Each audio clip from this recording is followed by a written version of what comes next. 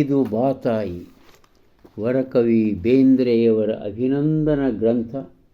ಈಗ ನಾವು ಶ್ರೀ ಕೆರೂರ್ ಕೆರೂರ್ ಖ್ಯಾತ ಪತ್ರಕರ್ತರ ಒಂದು ಲೇಖನ ಅನ್ನೋಕ್ಕಿಂತ ಅವರೊಂದು ಸಂದರ್ಶನ ಮಾಡಿ, ಆ ಸಂದರ್ಶನದಿಂದ ಅವರೊಂದು ತಮಗೇನು ತಿಳಿತೋ ಅದನ್ನು ಬರ್ಕೊತ ಹೋಗಿದ್ದಾರೆ. ಇಲ್ಲಿ ಬೇಂದ್ರೆಯವರ ಕೆಲವು ಉತ್ತಮ ಮಾತುಗಳವ. ಅವರು ಸಮರೈಸ್ ಮಾಡ್ತಾರೆ ಜೀವನ. ಬೇಂದ್ರೆಯವರದು ಒಂದು ಸಾರಾಂಶ ಬರೀತಾರೆ. ಪದವೀಧರರಾಗ್ತಾರೆ, ಶಿಕ್ಷಕ ವೃತ್ತಿಯನ್ನು ಅನುಭವಿಸ್ತಾರೆ. ಅವರು ಬರೆದ ಕವನಗಳಿಂದಾಗಿ ಕೆಲಸ ಕಳ್ಕೊತಾರೆ. ಬ್ರಿಟಿಷರು ಅವ್ರನ್ನ ಜೈಲಿಗೆ ಹಾಕ್ತಾರೆ. ಆಮೇಲೆ ಮುಗಿದಕ್ಕೆ ಬರ್ತಾರೆ. ಆಮೇಲೆ ಎಷ್ಟೋ 10-12 ವರ್ಷಗಳವರೆಗೆ ಭಾಳ ಜೀವನದೊಳಗೆ ಭಾಳಷ್ಟು ಕಷ್ಟವನ್ನು ಅನುಭವಿಸ್ತಾರೆ. ಆಮೇಲೆ ಮಹಾರಾಷ್ಟ್ರದಾಗ ಅಂದರೆ ಸೊಲ್ಲಾಪುರದಾಗ ಅವರಿಗೆ ನೌಕರಿ ಸಿಗ್ತದೆ. ಕನ್ನಡ ಅಧ್ಯಾಪಕರಾಗಿ ಅಲ್ಲಿ ಹೋಗ್ತಾರೆ. ಸಂಕ್ಷಿಪ್ತವಾಗಿ ಬರೆದು ಸೇವಾನಿವೃತ್ತರಾಗಿ ಈಗ ಧಾರವಾಡದ ತಾಯಿಯ ಆಶ್ರಯಕ್ಕೆ ಬಂದು ನಿಂತಿದ್ದಾರೆ. ಈಗ ನೆಮ್ಮದಿಯಿಂದ ಜೀವನ ನಡೆಸುವಂತೆ ಆ ಧಾರವಾಡ ತಾಯಿ ದಯ ತೋರಿದ್ದಾಳೆ. ಕೇಳ್ತಾರೆ ಪ್ರಶ್ನೆ ಇವರು ಕೆರೂರವರು. ಕನ್ನಡದ ಸಾಹಿತ್ಯ ಪ್ರಪಂಚದಲ್ಲಿ ನೀವು ಕಳೆದ 4 ದಶಕಗಳಿಂದ ಇದ್ದೀರಿ. ಅಂದಿಗೆ ಇಂದಿನ ಸಾಹಿತ್ಯದ ಬಗ್ಗೆ ನಿಮಗೆ ಏನು ಅನ್ನಿಸ್ತದ? ಇಂದಿನ ಸಾಹಿತ್ಯ ದರ್ಜೆ ಕೆಳಗಿಳಿದಿದೆ ಎಂದು ನಮಗೆ ಅನಿಸುತ್ತದೆ ಎಂದು ಕೇಳಲಾಗಿ ಅವರು ಇತ್ತ ಉತ್ತರ ಮಾರ್ಮಿಕವಾಗಿದೆ.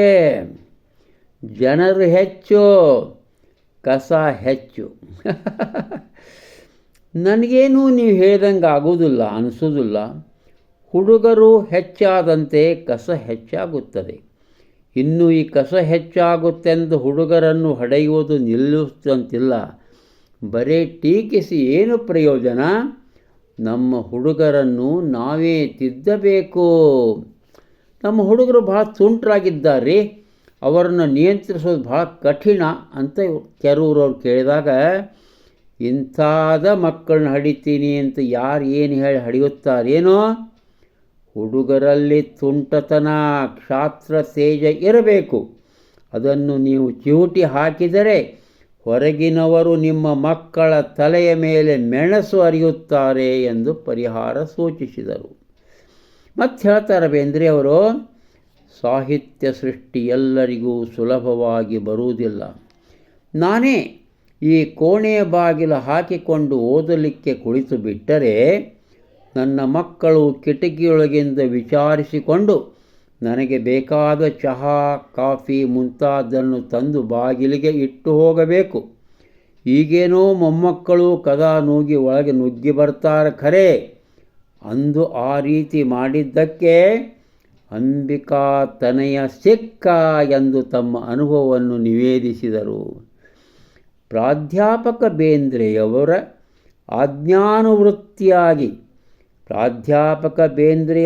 ಆಜ್ಞಾನುವರ್ತಿಯಾಗಿ ಅಂಬಿಕಾ ತನಯ ದತ್ತ ಕವನಗಳನ್ನು ಬರೆಯುತ್ತಾನೆಯೇ ಎಂದು ಪ್ರಶ್ನಿಸಿದರು. ಪ್ರಾಧ್ಯಾಪಕ ಬೇಂದ್ರೆ ಉತ್ತರ ಕೊಡ್ತಾರೆ, ಕೇವಲ ಲಿಪಿಕಾರ. ಕವಿ ಅಂಬಿಕಾ ತನಯ ದತ್ತ ಹೇಳಿದ್ದನ್ನು ಆತ ಬರೆದಿಟ್ಟುಕೊಳ್ಳಬೇಕು. ಕೇವಲ ಸಂಸ್ಕಾರ ಜೀವಿಯಾಗಿರುವ ಅಂಬಿಕಾ ತನಯ ದತ್ತನಿಗೆ ಯಾವ ಜಂಜಡವೂ ಇಲ್ಲ. ಶ್ರೀ ದ.ರಾ. ಬೇಂದ್ರೆ ಅವರಿಗಿರುವಂತೆ ಸದಾ ಚಿಂತನ ಮಗ್ನ, ಸ್ಫೂರ್ತಿ ಬಂದಾಗ ಹಾಡಿಕೊಳ್ಳುವ ಪ್ರಾಧ್ಯಾಪಕ ಬೇಂದ್ರೆ ಚುರುಕನಾಗಿದ್ದರಿಂದಲೇ ಅಂಬಿಕಾ ತನಯ ಇಷ್ಟಾದರೂ ಹಾಡುಗಳು ಜನರಿಗೆ ದೊರೆತಿವೆ ಅಂತ ತಾವೇ ಸ್ವತಃ ಹೇಳ್ತಾ ಇದ್ದಾರೆ. ಏನಿದು ಗೂಢ? ಕೆರೂರವ್ರು ಏನಿದು ಗೂಢ ಅಂತ ಕೇಳ್ತಾರೆ. ಆಗ ದ.ರಾ. ಬೇಂದ್ರೆ, ಪ್ರಾಧ್ಯಾಪಕ ಬೇಂದ್ರೆ, ಅಂಬಿಕಾ ತನಯ ದತ್ತ ಇದೇನು ಗೂಢ ಎಂದು ನನ್ನ ಮನಸ್ಸಿನಲ್ಲಿ ತುಸು ಮೆಲುಕು ಹಾಕಿದಾಗ ಅಂಬಿಕಾ ತನಯ ಎಲ್ಲಿರುವೆ ರಾಜಗಂಭೀರ ಎಂದೋ ಸಚ್ಚಿದಾನಂದ ಸಚ್ಚಿದಾನ ಎಂದೋ ಕಾವ್ಯಾರಾಮ ನಿಮಗ್ನನಾಗಿ ಶ್ರೀ ದ ರಾ ಬೇಂದ್ರೆ ಅವನ ಕಡೆಗೆ ಬಂದೋ, ಯಾರಿಗೆ ಬೇಕಾಗೈತಿ ನಿನ್ನ ಕವಿತಾ, ಇದ್ರ ಒಂದು ಚೂರು ಬ್ರೆಡ್ ತಾ ಎಂದು ಕೆಣಕಿ ವಾಸ್ತವಿಕ ಜಗತ್ತಿಗೆ ಎಳೆದರೂ ಅಂಬಿಕಾ ತನಯ ಅದನ್ನು ಕಿವಿಗೆ ಹಾಕಿಕೊಳ್ಳದ, ಕವಿ ಜೀವದ ಬ್ಯಾಸರ ಹರಿಸಾಕ ಹಾಡ ನುಡಿಸಾಕ ಮತ್ತ ಏನ ಬೇಕ ಮತ್ತ ಏನ ಬೇಕ, ಒಂದು ಹೂತ ಹುಣಸಿ ಮರ ಸಾಕ ಒಂದು ಹೂತ ಹುಣಸಿ ಮರ ಸಾಕ ಎಂದು ಸ್ವಾನಂದ ಪರವಶನಾಗಿರುವುದನ್ನು ಪ್ರಾಧ್ಯಾಪಕ ಬೇಂದ್ರೆ ನೋಡಿ ಇವೆಲ್ಲವನ್ನೂ ಬರೆದಿಟ್ಟುಕೊಂಡಿರುವುದರಿಂದ ಈ ವರಕವಿಯ ಸ್ವರೂಪ ದರ್ಶನ ಕನ್ನಡ ಜನತೆಗೆ ಆಗಿದೆ ಎಂದು ಅನಿಸಿತು. ಈ ತ್ರಿವೇಣಿ ಸಂಗಮದಿಂದಲೇ ಅವರ ಕೀರ್ತಿ ಹೆಚ್ಚಿದೆ. ಗೋವೆ ಜನ, ಗೋವಾ ಜನ ಬಗ್ಗೆ ಸ್ವಲ್ಪ ಡಿಸ್ಕಷನ್ ಆಗುತ್ತೆ. ಯಾಕಂದರೆ 62 ಅದು ಸ್ವಾತಂತ್ರ್ಯ ಸಿಕ್ತು, ಇದು 66 ಸುಮಾರಕ್ಕೆ ಇದು ಬರೆದ ಲೇಖನ ಬಹುಶಃ. ಅದನ್ನು ಸ್ವಲ್ಪ ಕೊನೆಗೆ ಏನೋ ಮಾಡಿದ್ದಾರೆ ಇವರು ಕೆಲವರವರು.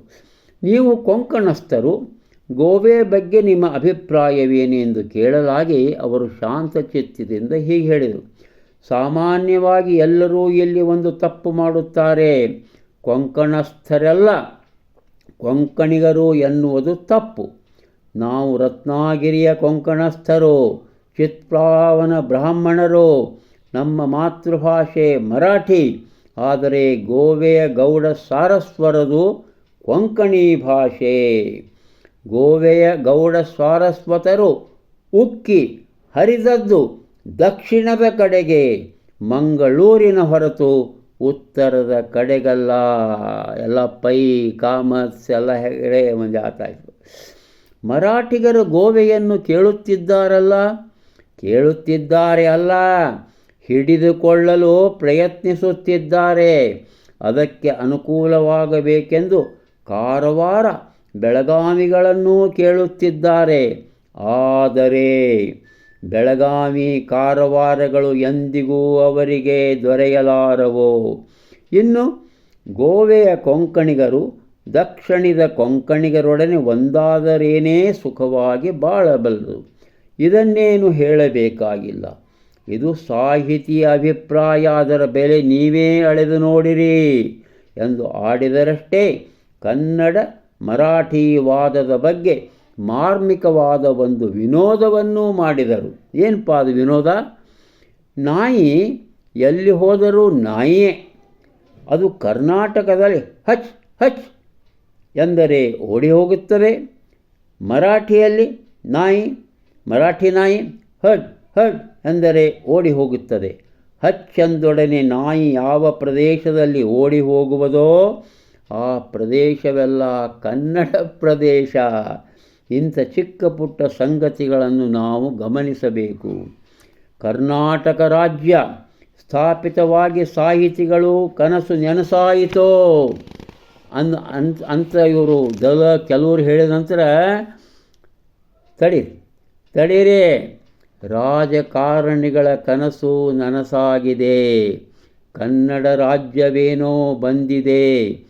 ಆದರೆ ಸಾಹಿತಿಗಳ ಕರ್ನಾಟಕ, ಸಮಸ್ತ ಕನ್ನಡಿಗರಲ್ಲಿ ಭಾವೈಕ್ಯ ಪೂರ್ಣತೆ ಇರುವಂತಹ, ಸಮಸ್ತ ಕನ್ನಡಿಗರಲ್ಲಿ ಭಾವೈಕ್ಯ ಪೂರ್ಣತೆ ಇರುವಂಥ ಕರ್ನಾಟಕ ಇನ್ನೂ ಬರಬೇಕಾಗಿದೆ. ಅಂಥ ಕರ್ನಾಟಕ ಸಾಕಾರವಾದಾಗಲೇ ಜನಕೋಟಿ ಕಲ್ಯಾಣ ಸಾಧ್ಯ. ಇನ್ನೂ ನಮ್ಮಲ್ಲಿ ಕಂಡುಬರುತ್ತಿರುವ ಜಾತಿ ಮತ ಭೇದಗಳು ಸಂಪೂರ್ಣವಾಗಿ ನಿರ್ನಾಮವಾಗಬೇಕು ಎಂದು ಕಳಕಳಿಯಿಂದ ಬೇಡಿಕೊಂಡರು ಅಂಬಿಕಾ ತನಯ ದತ್ತರು. ಅಂಬಿಕಾ ತನಯರ ಒಂದು ಅದ್ಭುತವಾದ ಬೇಡಿಕೆಯೊಂದಿಗೆ ಈ ಲೇಖನ ಇಲ್ಲಿಗೆ ಮುಕ್ತಾಯ ಆಗುತ್ತದೆ. ನಾಳೆ ಮುಂದುವರಿಯುತ್ತೆ. ನಮಸ್ಕಾರ.